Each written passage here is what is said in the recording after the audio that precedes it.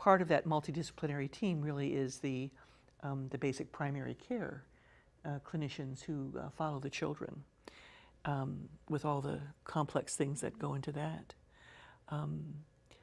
One of the other areas that is very critical, other than just primary care, would be caring for ventilation and pulmonologic things. What kind of experience have you had at your center with pulling in the pulmonary people in with that aspect? Many multidisciplinary care clinics have pulmonary physicians included, and our site has a pulmonologist who's experienced in SMA. I think that what I've discovered from having patients from across the nation for the clinical trials is that there is a wide variety of practices across the nation in terms of how readily available BiPAP machines are.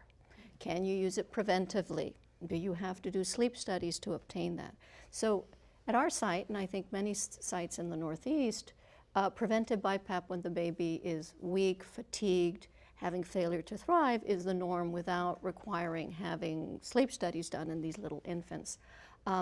Before we even go there, cough assist is mandatory to have, especially in the early infant onset, and in some of the weaker type 2s, later infant onset, especially when they have intercurrent infections, because they may not need it when they're healthy, but the moment they have a respiratory infection, then they can get into trouble. So having that equipment available before they have trouble is very important.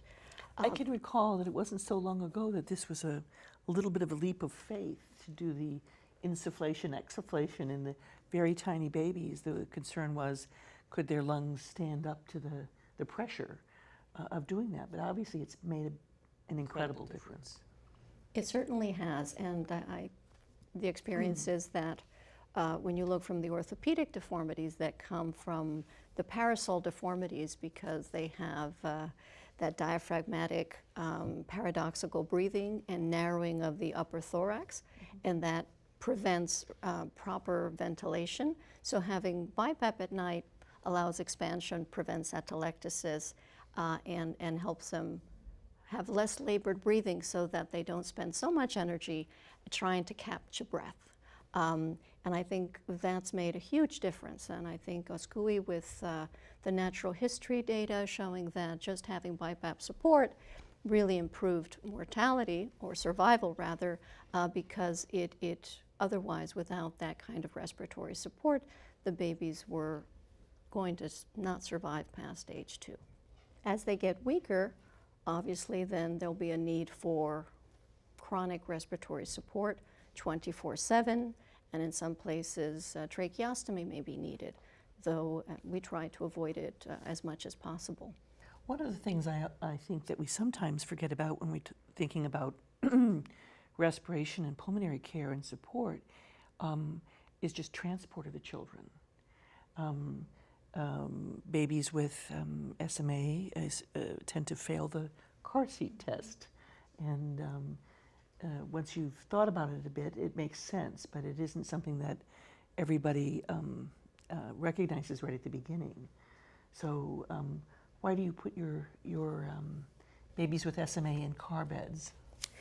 That's a very good point, and that has to do mostly with decreased ventilation just from the head dropping forward because of weakness, and not being able to have sufficient ventilation as a result of that.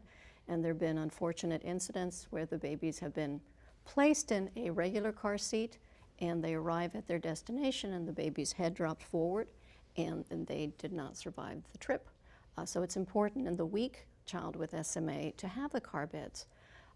Now that we have treatment, there is a false sense of security that some parents have, that the children are doing better and that they don't need to do all these things like carry their cough assist or take their BiPAP with them or use the flatbed car seat because they're a bit stronger. And those are babies also that run into trouble, unfortunately.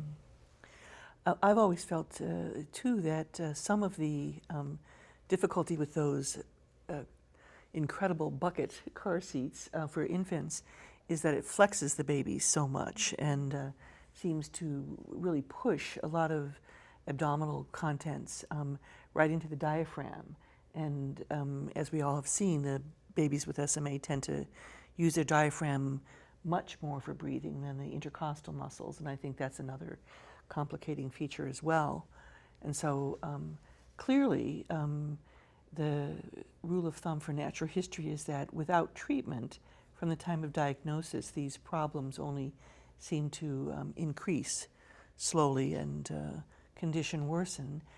The nice thing in this generation is that hopefully that natural history will change, and so whether we can discard the car bed and go back to the awful bucket car seat, which is more convenient for small cars, I know, we'll have to wait and see, I think.